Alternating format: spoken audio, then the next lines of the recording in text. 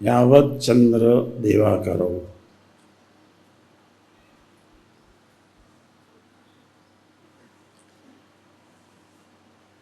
પૃથ્વીના પટાંગણ પર સૂર્ય જ્યાં સુધી રહે ત્યાં સુધી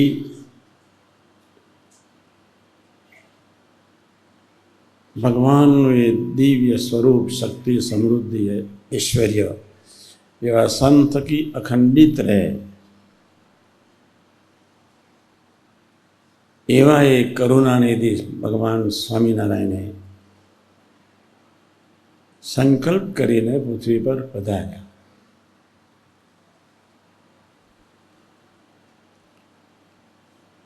માનવ જીવનને ધન્ય કરી નાખ્યું. સંત જ જીવનમાં ન હોય તો માણસ આંધળો રહે. 640 કરોડની જનતાને આંખ્યો છે, શું જોવું શું ન જોવું એનો ખ્યાલ નથી. કાન છે, શું સાંભળવું શું ન સાંભળવું એનો ખ્યાલ નથી. જીભ છે, શું ખાવું શું ન ખાવું, શું બોલવું શું ન બોલવું એનો ખ્યાલ નથી. એક વાત બહુ ચોક્કસ માનજો, સાધુ જ આંખ આપે, સાધુ જ કાન આપે ને સાધુ જ જીભ આપે.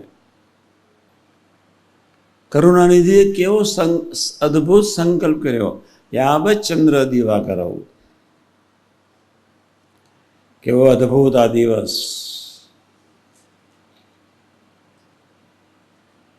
આપણે બધાએ સંકલ્પ કરવાનો છે.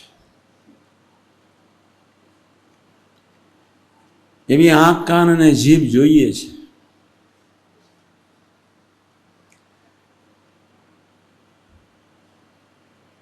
ચર્મચક્ષુથી બધા જોયા જ કરે છે, બુદ્ધિથી બધા જોયા જ કરે છે. નિષ્ઠાના બળે ઝઝુમવું ને સંબંધથી જોવું એ અક્ષરધામના ભૂલકોનું સેવકનું લક્ષણ છે. પ્રભુની નિષ્ઠાના બળે ઝઝુમવું.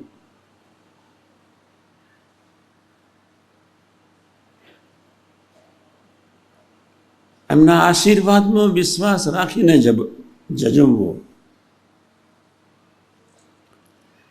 આજે કેટલો વિચિત્ર સમયમાંથી માનવ સમુદાય પસાર થઈ રહ્યો છે.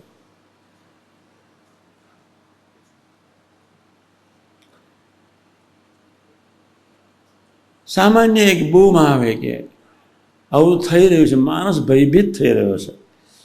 રસ્તાઓ ભરપૂર થઈ જાય, માણસો દોડવા લાગે. ક્યારે શું થશે કોને ખબર છે. અને ત્યાં ભગવાન સ્વામિનારાયણને આપણે અવશ્ય યાદ કરવા પડે. કરોડ વિષયનું દુઃખ મને આવો, મારા હરિભગતને નહીં. તમારું દુઃખ લઈને મેં ફરવાનો સંકલ્પ કર્યો, તમે આપવા માંડો. નથી આપતા એના જેવું કોઈ પાપ નથી. નિષ્ઠાના બળે ઝઝુમતા નથી આવડતું એના જેવું કોઈ પાપ નથી. બે વાત આજે પકડાવી છે.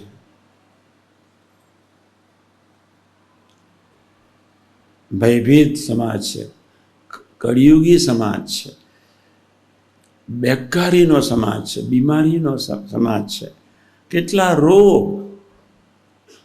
રોગનું મૂળભૂત કારણ છે આટલું જ. જેનું આટલું ફ્રેશ એને કોઈ રોગ નહીં. જેનું આટલું પવિત્ર અખંડ આનંદમાં રહે.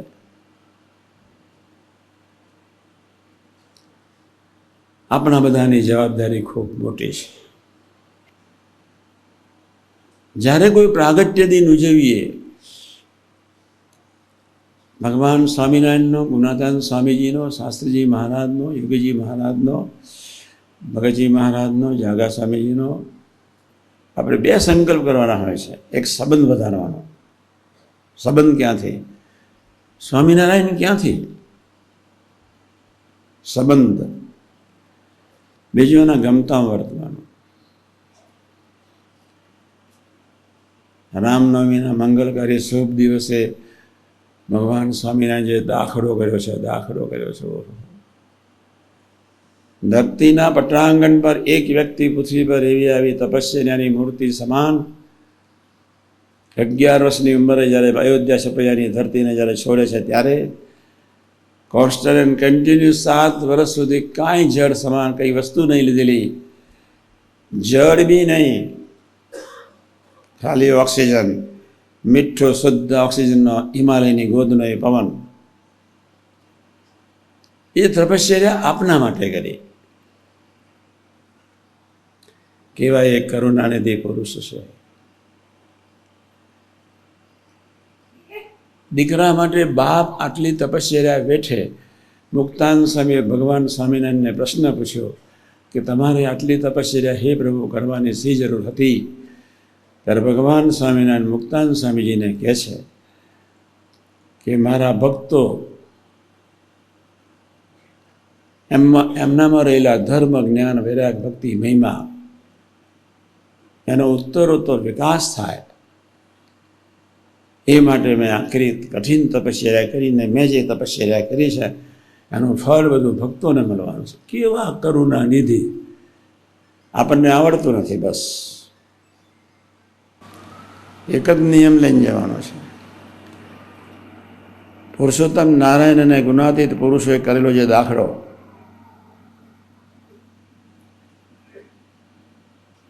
આપણે અફળ જવા દેવો નથી, નિમિત્ત થવું છે.